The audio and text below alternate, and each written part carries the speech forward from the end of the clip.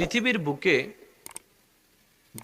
যে ধর্মেরই মানুষ হোক না কেন, যে ধর্মই পালনকারী হোক না কেন, প্রত্যেকটা মানুষের একটা নির্দিষ্ট ডেস্টিনেশন আছে, নির্দিষ্ট একটা লক্ষ্য আছে। রাস্তা ভিন্ন, লক্ষ্য সবার এক।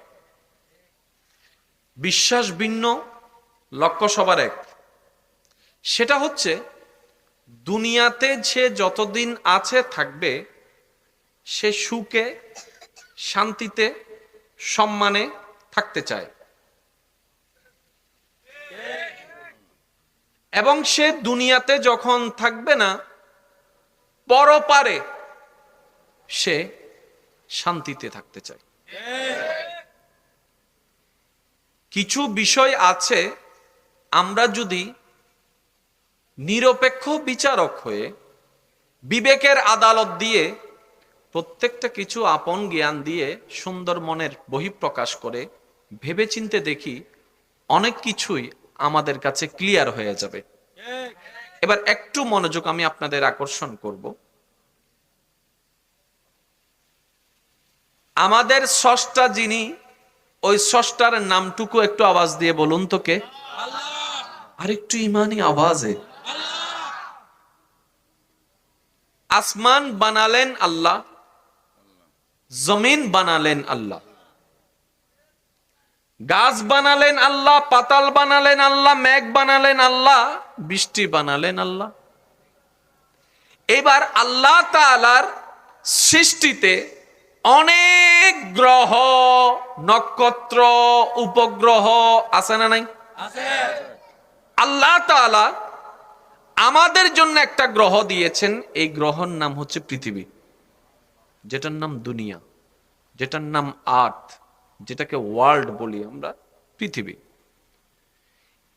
আল্লাহর সৃষ্টি জগতের মধ্যে প্রাণী আমরা, আল্লাহর সৃষ্টি জগতের মধ্যে প্রাণী গরু, ছাগল, হাঁস, মুরগি, প্রাণী জগৎ। এই প্রাণী জগৎ কি সূর্য জগতে আছে? চাঁদের দেশে আছে? আছে কোথায়? পৃথিবীতে। এবার আপনি একটু বিষয়টা একটু খেয়াল করে দেখুন, এই পৃথিবীতে প্রাণী টিকে থাকার জন্য অক্সিজেনের দরকার আছে।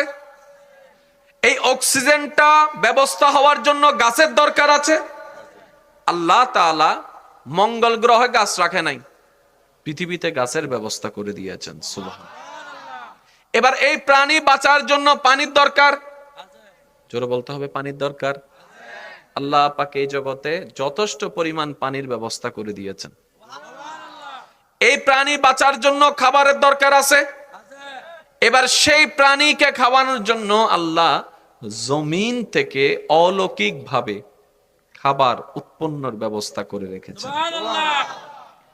তাহলে প্রাণীর জন্য একটু মনোযোগ প্লিজ, প্রাণীর জন্য যা দরকার, এক কথায় আপনার আমার আমাদের জন্য যা দরকার, যতটুক দরকার, আল্লাহ সব আগে থেকেই ব্যবস্থা করে দিয়েছেন। সুবহান।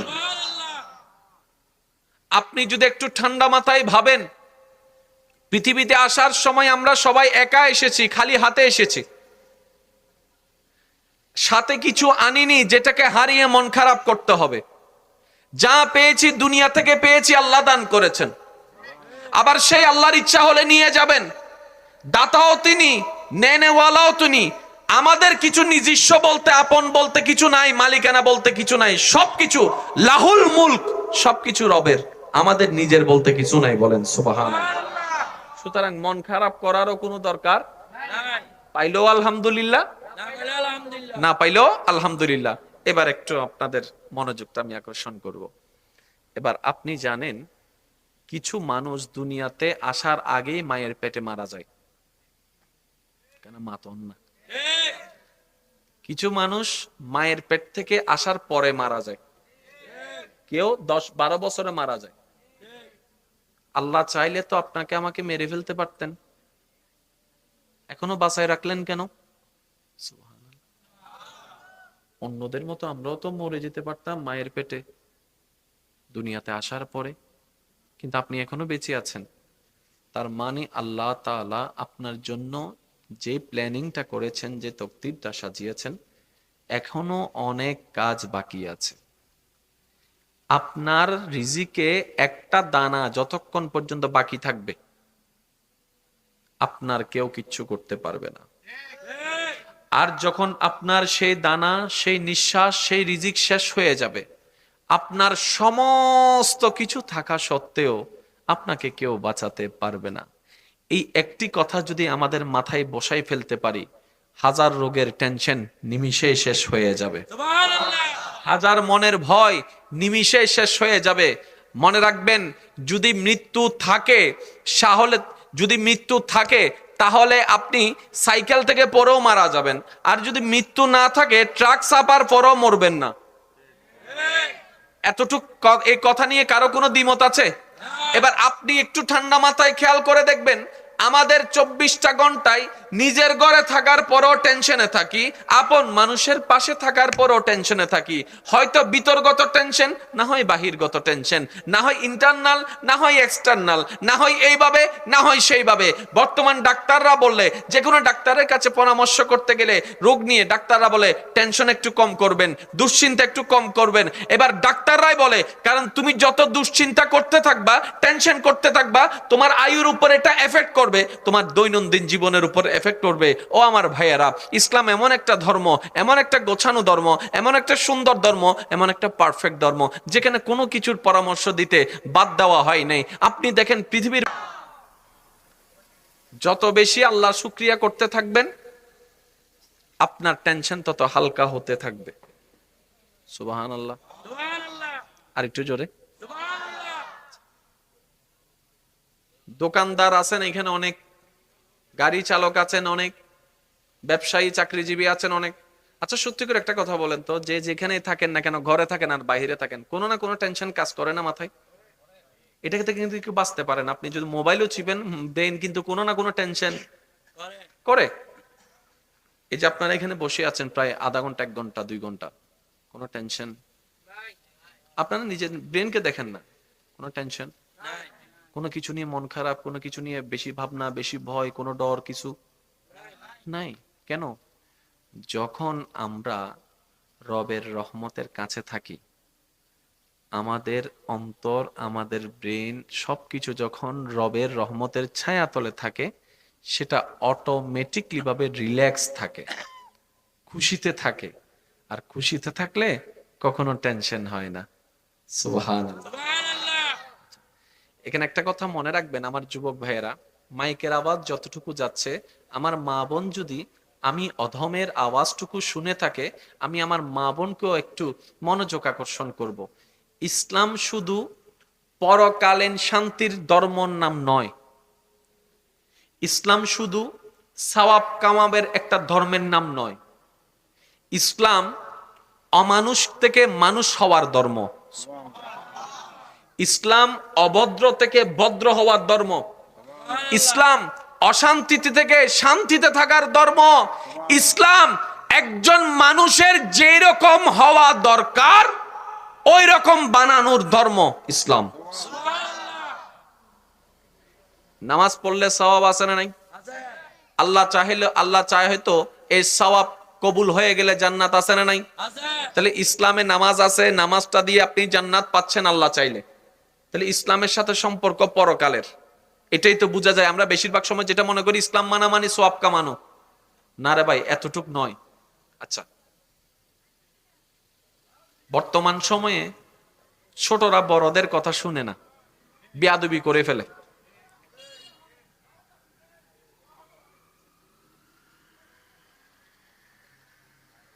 হজ্জে বজ্জি দে না,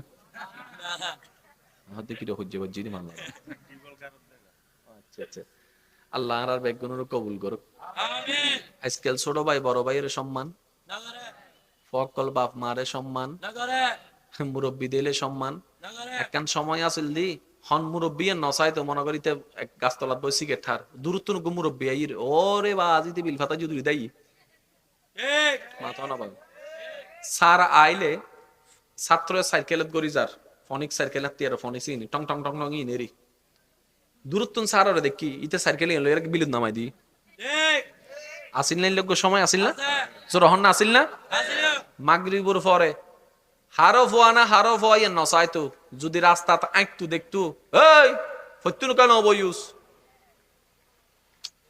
মাথা না বাজে এখন ডাক্তার কিন নাই যত মডার্ন হয়ে গই আরা তত বেয়াদ হয়ে গই আগে মুরব্বী কলরের সামনে হতাহন তো দূর হতো ভাই শুধু আইর বলে ওই তোর বাবা আইর ফত্যু বগি আসিল নাই লোক সময় আমরা যত মডার্ন হচ্ছি কেমন যেন তত অমানুষ হয়ে যাচ্ছে আমরা যত কেমন জানি একদম ওই মডার্ন শব্দ ব্যবহার করছি তত বেশি কেন আমরা যেন বেয়াদব হয়ে যাচ্ছি আমাদের মধ্যে সেই ভদ্রতা সেই নম্রতা সেই শ্রদ্ধা সেই সম্মান আগের মতো আর কাজ করে না যার কারণে আপনি দেখেন পরিবার আস্তে আস্তে ভেঙে যাচ্ছে আত্মীয় স্বজন ভেঙে যাচ্ছে সবাই আস্তে আস্তে দূর হয়ে যাচ্ছে দিন শেষে এইভাবে দূর হতে থাকলে আমরা একা হয়ে বাঁচা ছাড়া আর কোনো উপায় থাকবে না সেজন্য নবী রাহমাতুল্লিল আলামিন আল্লাহ তাআলা নবীর মাধ্যমে ইসলামে একটা বিধান দিয়েছেন সেটা হচ্ছে আত্মীয়তার বন্ধনকে রক্ষা করো সুবহানাল্লাহ আত্মীয়তার বন্ধনকে মজবুত করো আত্মীয়তার বন্ধনকে যথাযোগ্য সম্ভব তুমি রক্ষা করে চলার চেষ্টা করো কারণ এই আত্মীয়তার বন্ধন শুধু তোমার দুনিয়াতে না আল্লাহ চাহে তো ওনার সাথে তুমি সুন্দর আচরণ করার কারণে সহযোগিতা করার কারণে এটার নেকি হয়তো কাল হাসরের ময়দানে আল্লাহ পাকের গজব থেকে তোমাকে রক্ষা করে ফেলবে বলেন সুবহানাল্লাহ আমি শুধু এতটুকু আপনাদেরকে বলতে চাচ্ছি আমার যুবক ভাইদের একটু মনোযোগ আকর্ষণ করব আমার বোনদের একটু মনোযোগ আকর্ষণ করব আমরা